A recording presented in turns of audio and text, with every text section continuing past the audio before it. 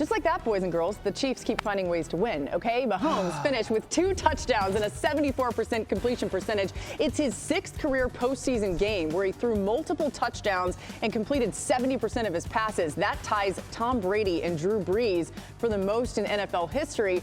And RC, Mahomes continues to win these playoff games. How surprising was it the way that he got it done yesterday? Well, so it's not surprising the way that Patrick Mahomes got it done yesterday, because you feel like if he gets there and he's inside the stadium, we've seen him come up big time and time again. What's surprising is that they're actually there. This is the team that early on in this season had all sorts of troubles. You had 2 tackles that couldn't block, 2 tackles that couldn't stay penalty-free, a tight end in Travis Kelce that looked like he lost a step, and you couldn't find any receivers on the outside to make big plays. And now in this game, in the divisional round of the playoff, MVS is making plays. We're getting plays from Rashee Rice, and we saw a vintage performance from Travis Kelce, especially early on in the first half. And so when you look at this team, and I said it a week ago after watching them play in the wild card round, they still have a really good defense, and they have number 15. And if you look at the way that defense finished that game by forcing a field goal, getting more stops than the Buffalo Bills, and the excellence in which their quarterback played with,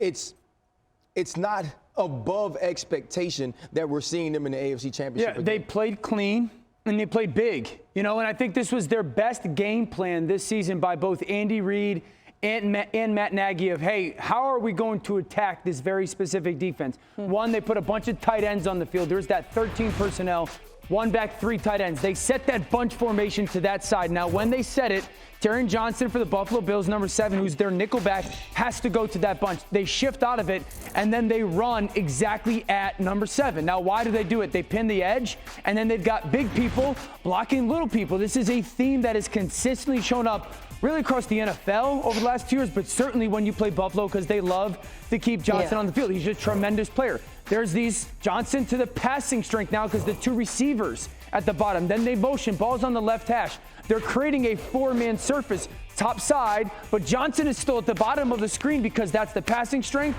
and they're pulling Humphrey, pin the front side. There's that all-pro center, Creed Humphrey, blocking him. Advantage Kansas City. The way that they used those formations and then shifted or motioned out of them were huge. There's those 3 tight ends again. They line up in the bunch. They shift out of it. Johnson sets to the bunch at the bottom of the screen. You're going to get that same look. Pin the outside, pull around.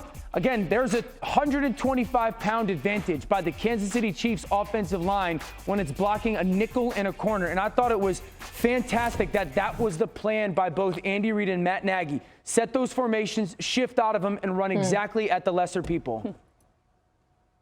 Yeah, what struck me watching Patrick Mahomes is after everything he's been through this season, the drops, the miscommunications, the wrong routes, he still had faith in his playmakers to beat man coverage. Dan talked about the multiple tight end looks. One of my favorite play calls of the entire game. Yes. They have Travis Kelce and the other tight end in a full house formation, the pistol. So in doing so, you get him a head start lined up against A.J. Klein. Perfect throw.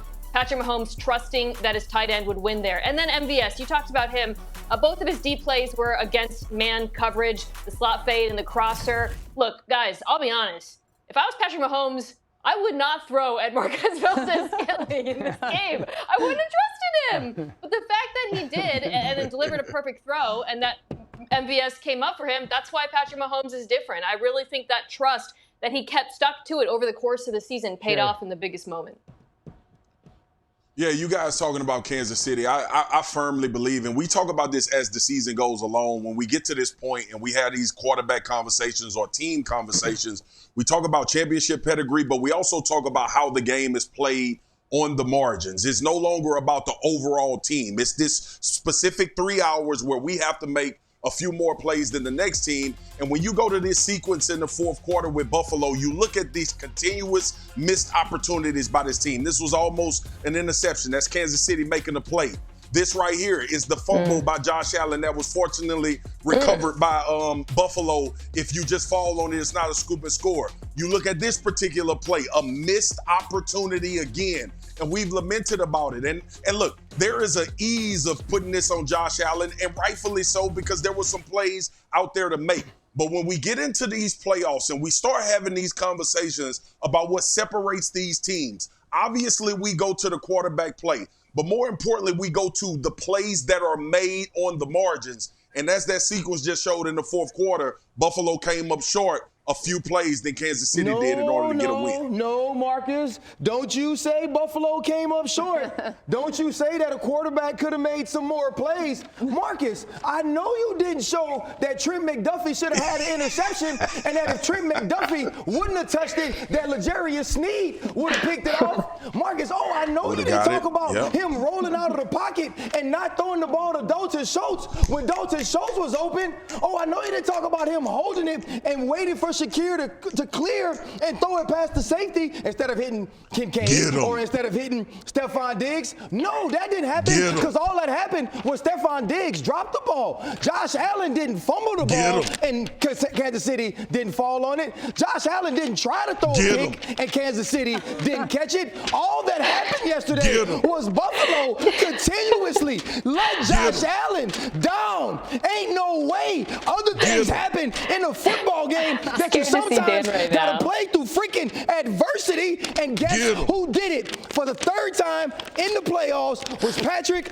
Mahomes. You beat him in the regular season all the time, Josh, but when the stakes have raised, you ain't won nan. Are you okay, Dan? I did this with him for 4 hours. I know. You don't know now. But yeah. Let's do it again. You got anything? I mean, if you don't know now.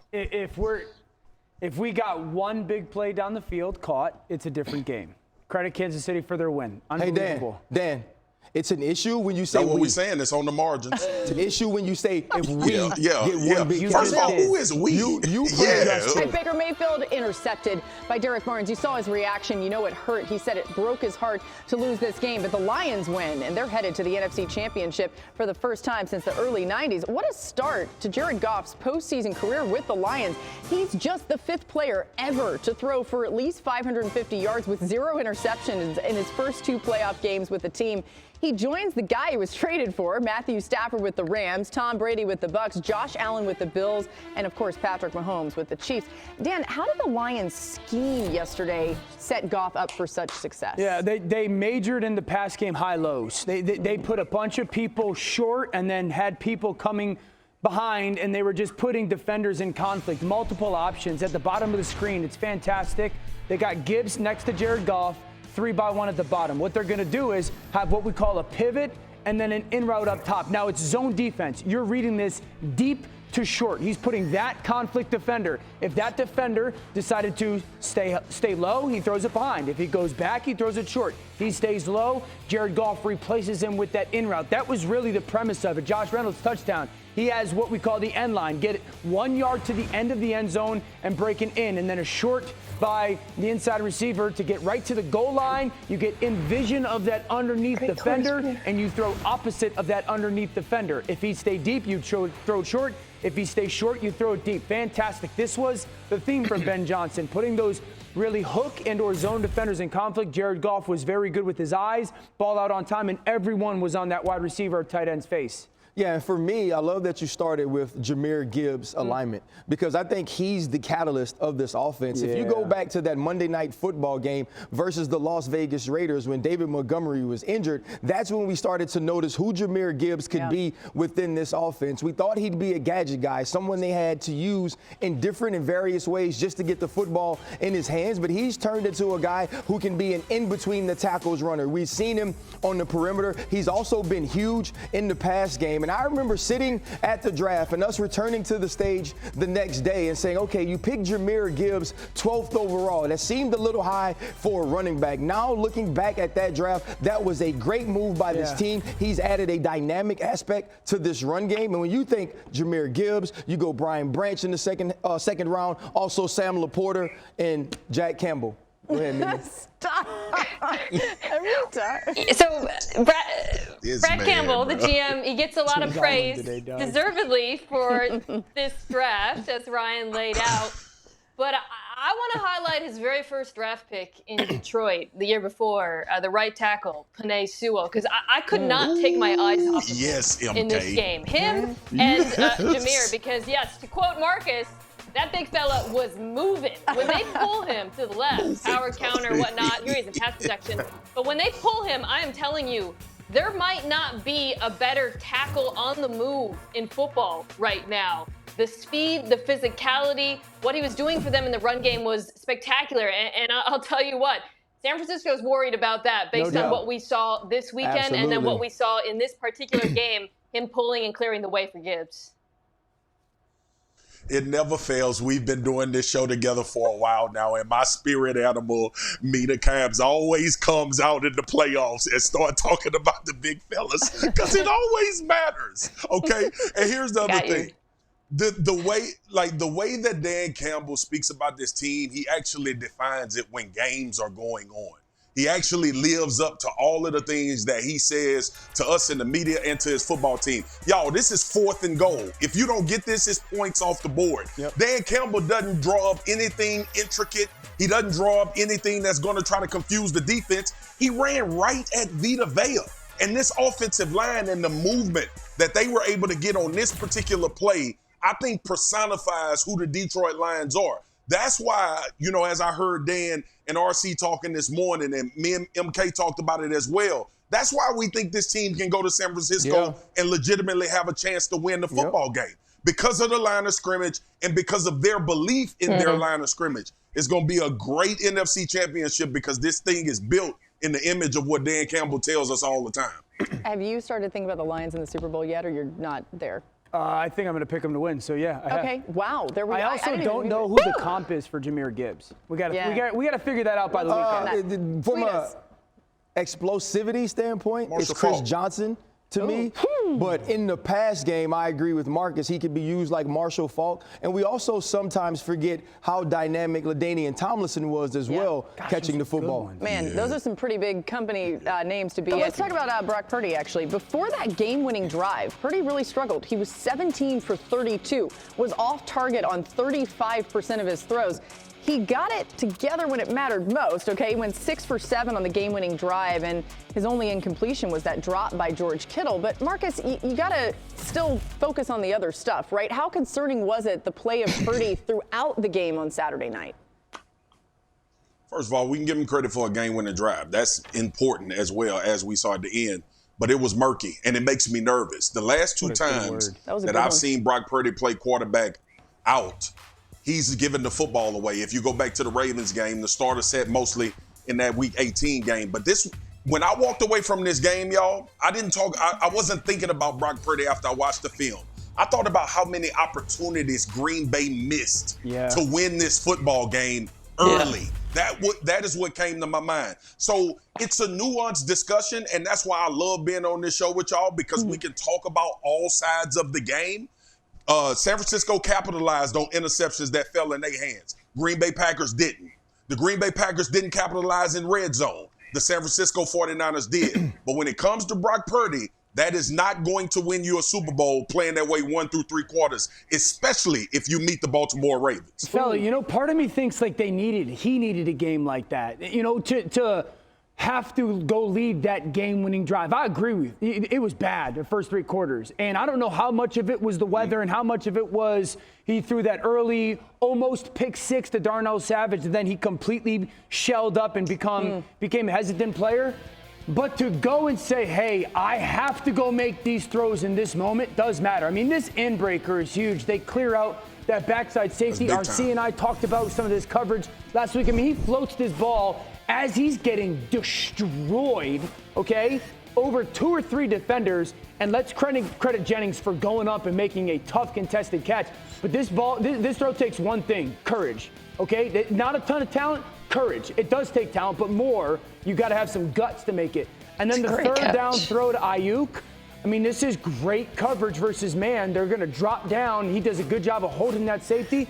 And this nickel undercuts it. He's on Ayuk's back hip. This is a throw. This is a big-time ball. Now, and we spent a great amount of today having a conversation about a quarterback who maybe didn't make that throw or two at the end of the game. So it's weird to watch that game because you sit there and say he's not that type of player for the first 3 quarters. He did play poorly, but you have to tip your hat to him. You say, hey, if they get there, they were going to need some type of game-winning, game-saving, season-saving performance that he put on. Well, I think the thing that comes to mind for me is in order to win a Super Bowl, sometimes you have to learn to win ugly. You have to not be at your best, which the San Francisco 49ers weren't. They weren't their best on defense, and obviously their quarterback didn't play a game that we're used to seeing him play. But I do always feel when I'm watching Brock Purdy, like, is the glass shoe going to fall off, right? Is the clock going to strike 12? Are we going to see what we saw for the 2.5 quarters he played without Deebo Samuel throughout the middle of the season? And so I think if you're the San Francisco 49ers, you have to do what they did. You know who I know is always going to show up? 23.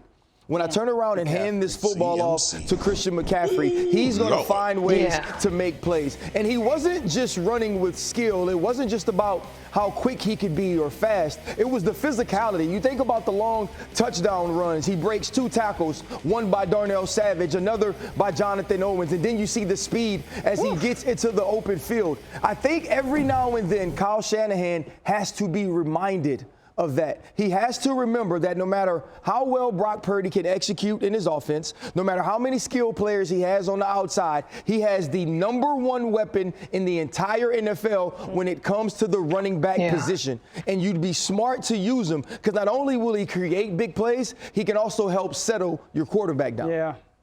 Yes, sir. I'm glad you mentioned Kyle Shanahan because you guys know I think he's like the greatest play caller to walk the earth right now. However, he makes some befuddling choices in game management, clock management, and that was the case in this particular game. There were a few things that jumped out to me, but the one that really, really jarred me was how he managed the end of the first half. They had all of their timeouts at the 2-minute warning, but the way he used them, the conservatism, playing for essentially what was, a challenging field goal in the weather that they missed, he can't make those kinds of choices when he goes up next week against a head coach that I think we know will not play it conservative in any situation. And it was especially confusing to me given that in other parts in the game, and Ryan alluded to this, it's almost like he trusted Purdy too much. And yet in that moment, I didn't think he used the clock well at all. And this is something that crops up at times with him. As much as I think he is an amazing play caller, the game management needs to be better, especially next week and the following. I think it'd be really interesting throughout this week for Kyle, Mina, and going into the game is he's going to have to build his plan for Deebo. Right. And then he's going to have to build a plan for without Deebo. And that's going to be super difficult versus a Detroit defense that is playing high-level ball. Yeah, and I do wonder how much the loss of Deebo not only jarred Purdy, but also jarred Kyle, not only just giving Jennings the Deebo carry, which it was clearly a mistake. But from that point on, it felt like he didn't make adjustments to the offense, and he went into that game specifically thinking Deebo was going to be there. Lamar answered them all and then some. He posted a 94 total QBR, threw 2 touchdowns, and rushed for 2 more against the Texans on Saturday. He was 1-3 with a 42 QBR in his first 4 postseason games entering this season. I'll just tell you, Lamar knew it. He heard about it going in, and he was ready to prove all those doubters wrong, but he is laser focused on a Super Bowl. Mina, what impressed you about Lamar and the game plan specifically in Baltimore?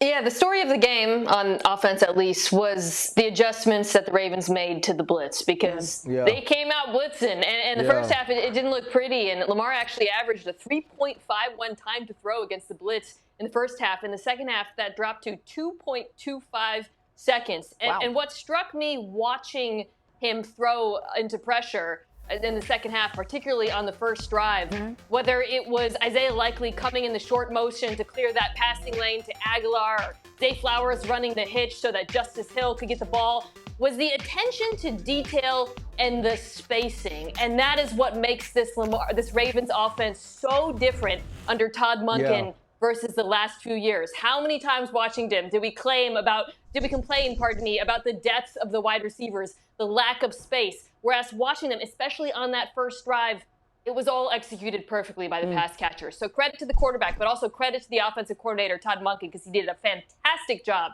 in the second half. It is another example of this is the new and best version of Lamar that we've seen. And I know that is saying a lot. He's won MVP. He's been one of the best quarterbacks in football. When he has a plan for pressure, when teams are going to blitz him and he gets it out of his hands, it's a problem for defenses. You count the steps that the defender's coming, he can drift away. This is early in the game to Zay Flowers. They get an empty, you're going to get pressure from up top. Look how quickly he replaces that blitzer to the tight end. So the defense is like, crap. He knows what we're doing. Let's just 4-man rush him. Listen, Kansas City, you're great. If you four-man rush this dude, you're night-night. Especially if you're going to play match coverage with defenders that are going to carry people when it comes to essentially where they get into their zones. When you four-man rush Lamar, you're basically saying, here's open running lanes, unless you have unbelievable discipline and plenty of eyes on. And I'll be honest with you guys, I don't know what to do. Because if you blitz him and he has a plan for it, that's when you sit there and say, we don't necessarily have the chance to stop this guy. I'll be fascinated to see how Spags, the defense coordinator for Kansas City, handles him. Because I think if they blitz him and he plays like that, I don't think you can stop him. Yeah, I think if you don't blitz him, I mean, I'd be able to stop him. Yeah, I'm glad you mentioned Spags because we have to give some flowers to Todd Monken as well. I think we all wondered how he would not only change this offense, but how he would allow Lamar Jackson to progress individually. And Dan just showed you there. When he has a plan, he understands exactly where the ball is supposed to go. Nina mentioned the attention to detail, the spacing in the offense. It's also incumbent on Lamar Jackson to have to execute and understand where the football needs to go when facing these pressures. And I don't think we've looked at what Lamar Jackson has done above the neck this season in the way that we should. And with all of those things said, when he takes off running, he's still the best athlete in the world in the open field. He still treats professional athletes like high school players. And that's what scares you, that if all else fails, if you do get to him, if you do trick him, you still have to get him on the ground. And a lot of teams have had trouble doing that. You know, Dan and MK talked about the pressure and the answering the pressure in Todd Monken. RC just mentioned Lamar Jackson with his legs. And I still come away every time I watch the Ravens saying, they never lost their identity. Yep. They still will run the ball down your throat with those running backs. And we saw Justice Hills and we saw Gus Edwards. And then we saw Dalvin Cook not even expect to have a hole in the run game and go for 21 yards around the edge. Y'all, this team is as close to unstoppable. I really believe this. And I know this is a big statement because they about to play the Kansas City Chiefs.